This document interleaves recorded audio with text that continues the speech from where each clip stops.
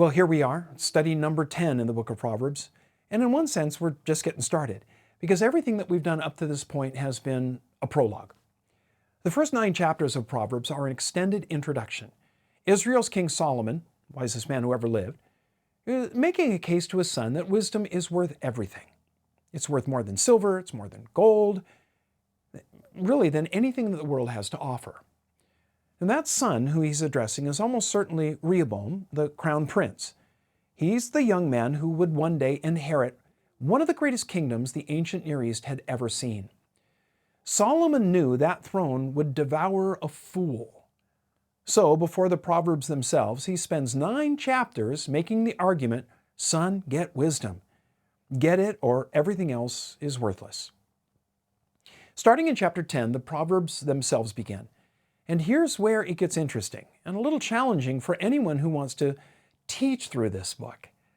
Unlike Paul's letter to the Romans, which builds a sustained theological argument, or maybe the Gospel of John, which follows a narrative arc, the Proverbs of chapters 10 through 31 don't follow a topical outline. Each verse is its own self-contained gem of wisdom. The subject can shift completely from one line to the next. Marriage in verse 4, money in verse 5, a fool's temper in verse 6. It's not random, but it isn't organized the way that we would organize a textbook either. So here's how we're going to do this. We're going to work through the rest of the book thematically. We'll identify the great subjects that Proverbs address: parenting, discipline, money, ethics, contentment, correction, emotions, friendships. Yeah, it's all in there. We're going to anchor ourselves in key passages that speak to each of those themes. And of course, we won't be exhaustive. We're not going to read every single verse that applies to every theme, but we will be exegetical. This isn't going to be a survey where we just skim the surface. We're going to go deep. Think of it this way. The Proverbs are like scattered jewels on a workshop floor.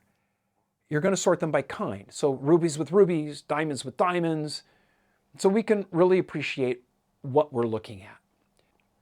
So where do we begin? Well, we begin with the first verse of chapter 10. Because the first proverb in the collection is about parenting, we'll talk about parenting. Before we dive in, a quick word to those of you who either aren't parents yet or whose children maybe are already grown. Please don't check out. If you're young and the prospect of parenting is somewhere on the horizon, maybe even a distant one, the best time to install the principles of good parenting is before you become a parent. Trust me. As we work through this series, more than a few are going to think, I wish someone had given me this advice when I was younger. You know, it's better to have the map before you start the journey. And that's what we're going to get here. We're going to get a map of success in living. So if your children are grown, keep that in mind that God intends the church to be a community. We are to do life together.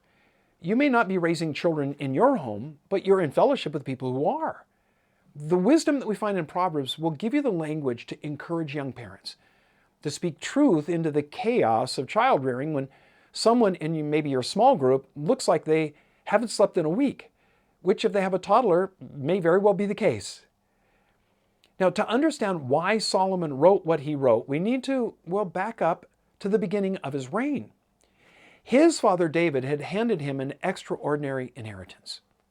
The kingdoms surrounding Israel were at that moment in history in decline.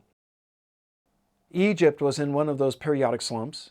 The Hittite Empire had collapsed effectively. Assyria and Babylon had not yet risen to dominance.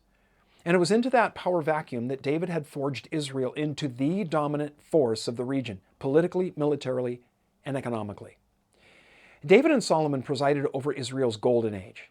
And that phrase wasn't merely figurative. The gold literally flowed. But when Solomon first sat on the throne, he was overwhelmed. He was young, and the weight of it was crushing. In one of the most remarkable passages in the Old Testament, God invites him. Essentially, he hands him a blank check and says, ask, what do you want? It was a test, and Solomon passed it with, as they say, flying colors. Because he didn't ask for long life. He didn't ask for the destruction of his enemies or for wealth. He asked for wisdom.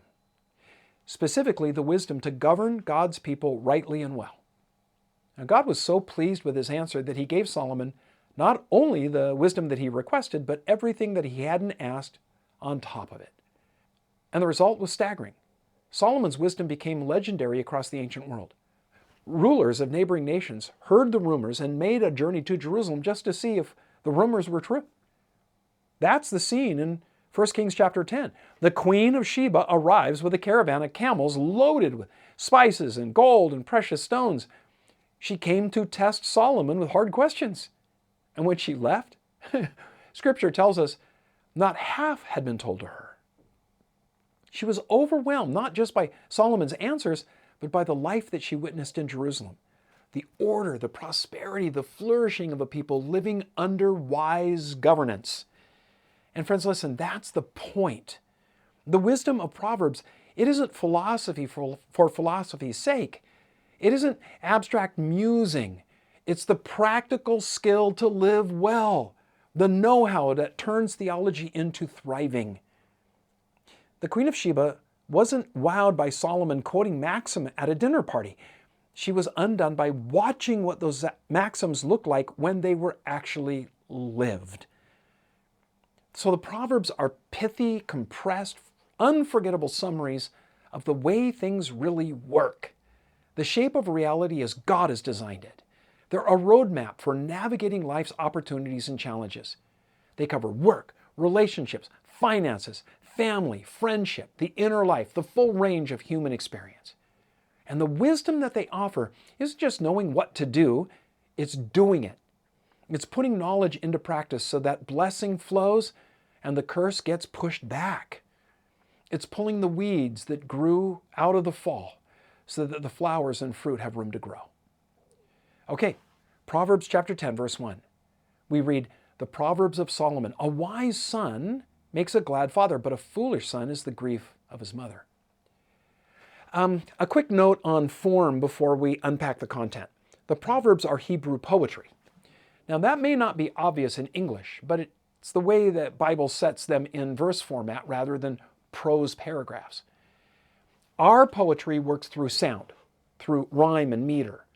Hebrew poetry works through the repetition of ideas. So the same truth is restated from a different angle, or its opposite is presented as a contrast. Now watch how that works here.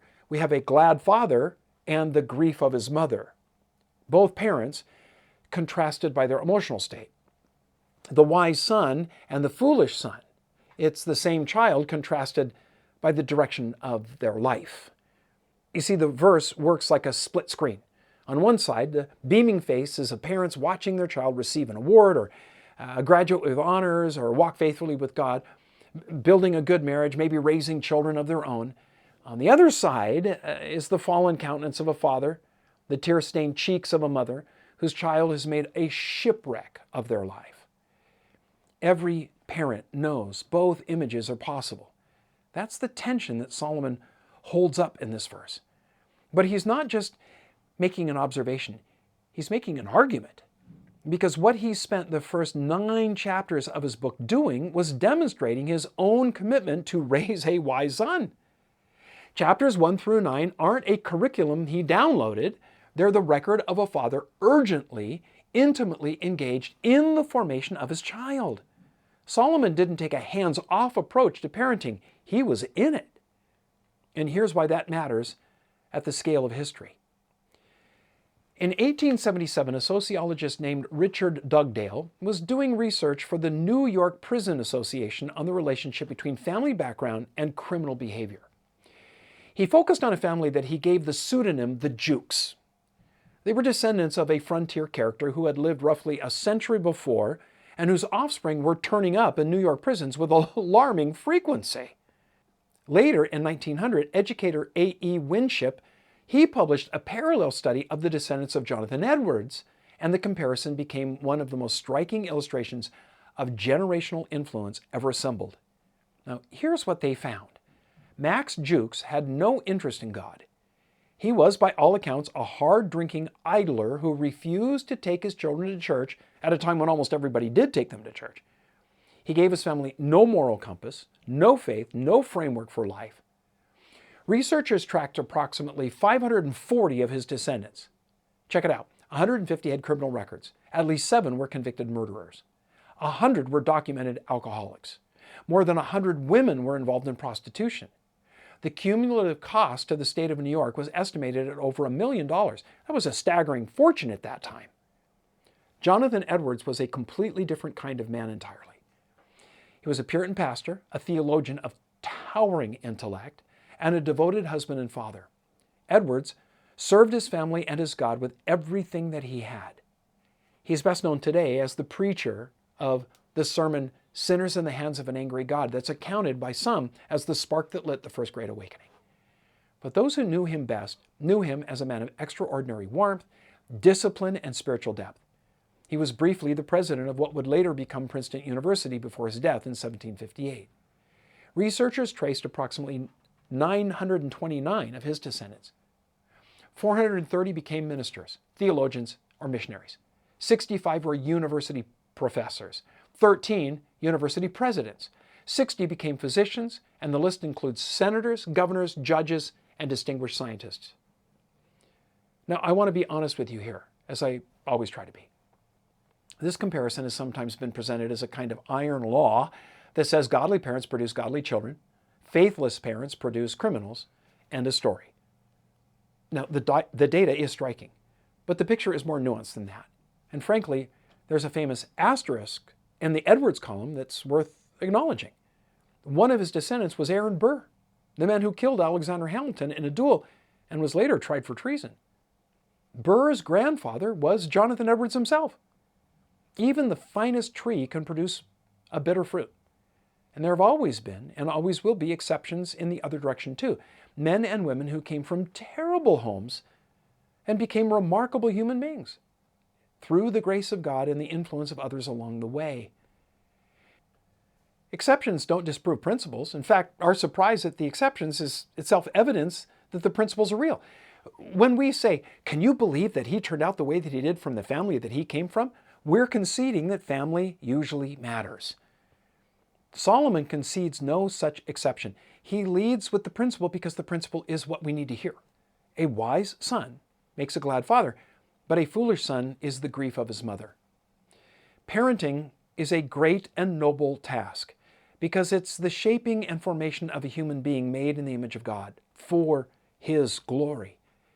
When a family invests itself in raising children in the knowledge of God, modeling sincere faith, training them for life, while nothing guarantees the outcome, it makes them dramatically more likely.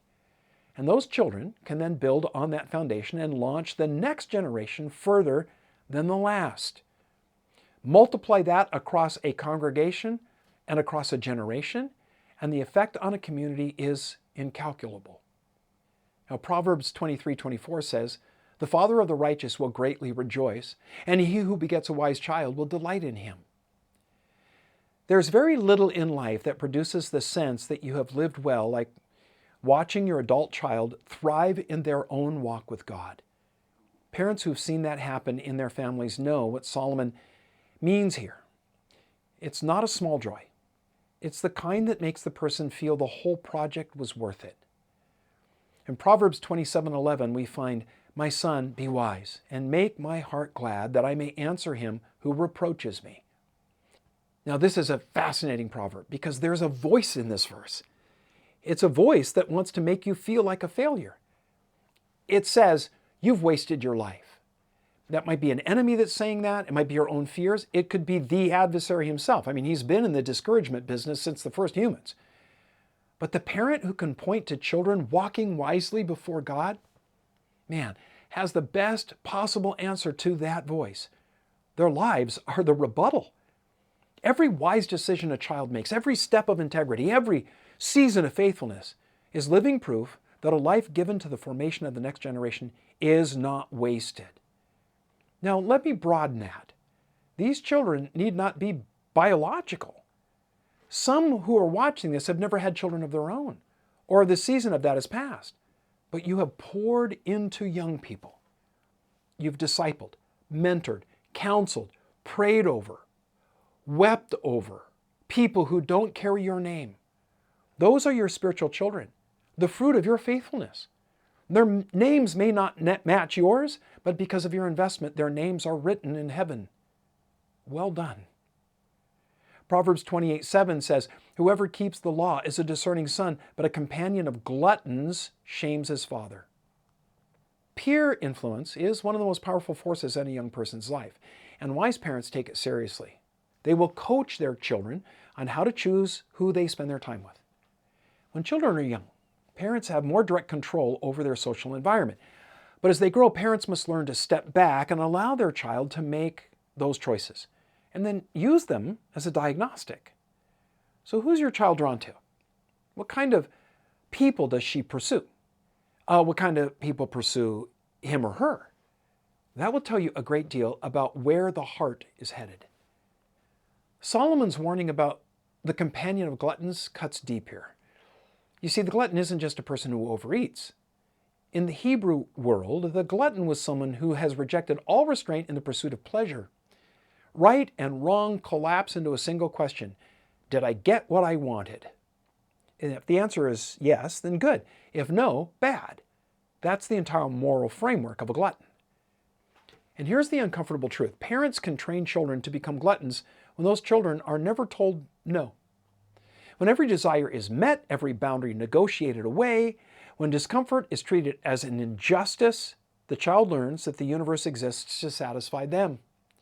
That's not a foundation for wisdom. It's a recipe for the kind of life that Proverbs mourns. Proverbs 22:6 says, "Train up a child in the way that he should go, and when he is old, he will not depart from it."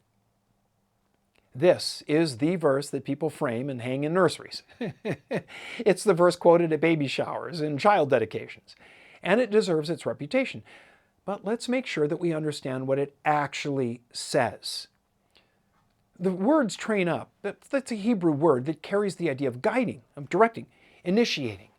It's the image of a gardener who takes a young sapling, straps it to a sturdy post, carefully directing its growth upward, giving it support until its root system develops the strength and depth to hold it upright on its own.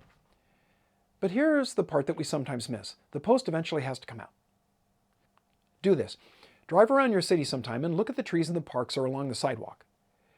You'll often see mature trees, trees that have been there for years. They still have the original support stake strapped to them. The city never removed it. And what happens? Well, the tree never develops the structural integrity that it needs. It never learned to hold itself upright against the wind. The first serious storm is going to knock it over. There's a park near my house where the city had to replace a bunch of mature trees for exactly that reason. They never developed the strength to stand on their own because they were never challenged to do so. Mom, Dad, your goal is not to raise a child. Your goal is to raise an adult. A person who, when the storms of life hit, and they will, has the roots to hold and the strength to stand. That means a lot of support and close guidance when they're young. And then it means slowly, intentionally, carefully backing away as they mature, as their judgment proves sound, and as their character develops. Every year, play out a little bit more rope, a little more freedom, a little more responsibility. Many parents today get this exactly backwards. They give little direction when their child is small, not wanting to be that parent, not wanting to stifle their child's self-expression, not wanting the conflict, and then finding themselves desperately trying to clamp down in the teenage years, when the window for that kind of direction is closed. The season for training is when the tree is a sapling, not after it's grown sideways for 15 years. There's a direct collision here between a biblical worldview and a secular worldview that now dominates much of our culture's approach to children, and we'd be doing a disservice to gloss over it. The secular view, the one that shapes most public education, shapes popular parenting books, and what flows through social media, goes something like this. Children are essentially good. They're an innocent bundle of joy and potential just waiting to blossom. Your job as a parent is not to direct them. Oh, that would stifle their authentic self. Let them discover who they are, meet their needs, create safe space, and their innate goodness will just unfold like a flower in the spring. Sounds beautiful. It's also utterly contrary to both Scripture and observed reality. The Bible tells a very different story. We're born in sin, not because we're worthless. No, we're made in God's image, and that image is precious beyond measure, but the image is distorted. It's bent. It's been twisted by the fall. Anyone who's actually had a child knows that's not a theological abstraction. That's Tuesday morning. You don't have to teach a toddler to be selfish. It's factory installed. What you have to teach, and what takes years of patient, consistent effort, is how to share, how to tell the truth, how to delay gratification, how to consider another person's needs before your own. You know, there's an old legend echoed in the author Rudyard Kipling and grounded in some reality of feral children. These are children that were abandoned to the wild and then raised by animals. It captures something true. Left to ourselves, without formation and guidance and the patient work of loving parents, we go wild. The garden becomes a jungle. Cultivation takes effort. Neglect is easy. Solomon says, train up a child in the way that he should go. Not the way the child wants to go, not the way a secular ideology wants to push him, but the way that God made him to go, the way mapped out in Scripture, the way of wisdom. Now, I say this directly because I believe it needs to be said. You are the parent, not the school, not the state, not the algorithm. You.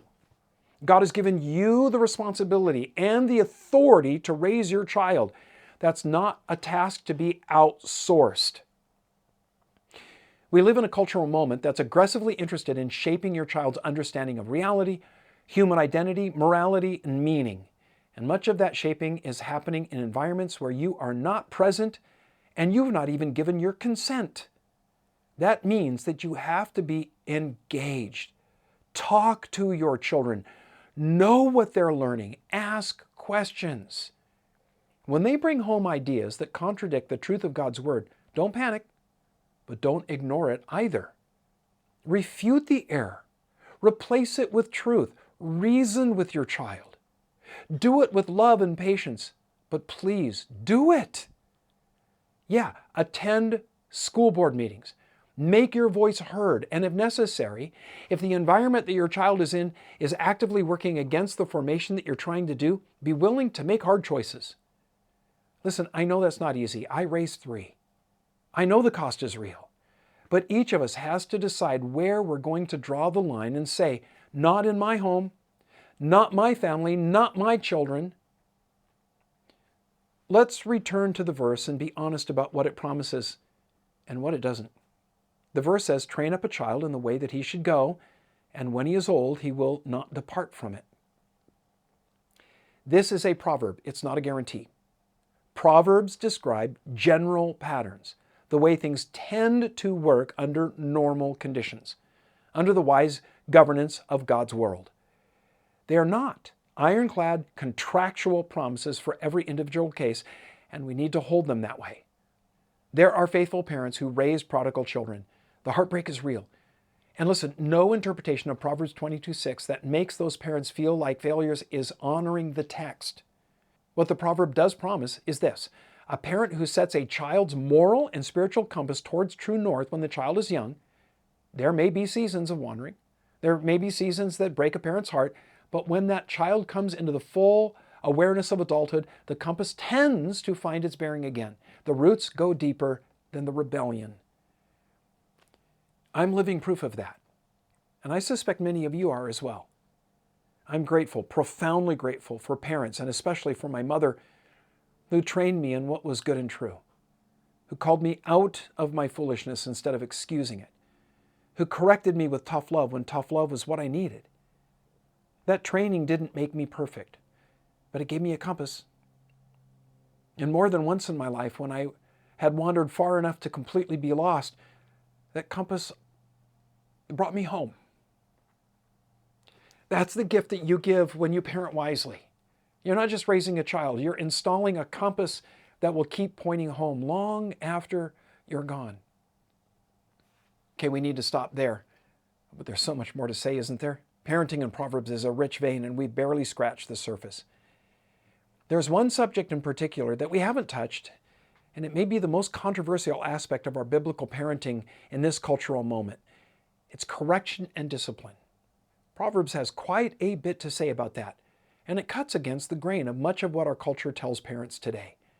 So we will be taking that up next time.